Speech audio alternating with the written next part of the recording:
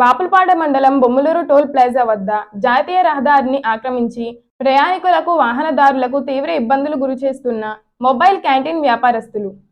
బాపులపాడు మండలం Bommaluru toll plaza సమీపంలో mobile canteen వ్యాపారస్తులు జాతీయ రహదారులను ఆక్రమించి వ్యాపారాలు సాగించడంతో ప్రమాదాలు ఎక్కువగా చోటు చేసుకుంటున్నాయని ప్రయాణికులు వాహనదారులు విమర్శిస్తున్నారు.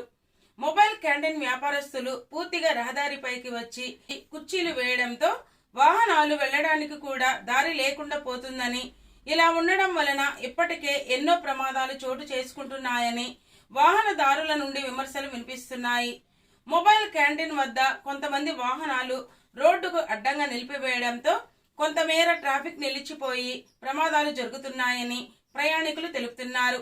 పోలీస్ అధికారులు, జాతీయ రహదారి అధికారులు ఇంత పెద్ద సమస్య ఉంటే కన్నెత్తి చూడడం లేదని, ప్రతిరోజు ప్లాజా సమీపంలో మొబైల్ క్యాంటీన్ వలన ట్రాఫిక్ కు అంతరాయం కలిగి ప్రమాదాలు చోటు చేసుకుంటున్నాయి.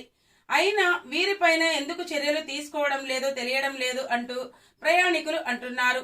మరి ఇప్పటికైనా పోలీసు వారు, జాతీయ రహదారి అధికారులు వీరిపైన చర్యలు తీసుకుంటారా లేదా అనేది వేచి చూడాలి అంటున్న వాహనదారులు, ప్రయాణికులు.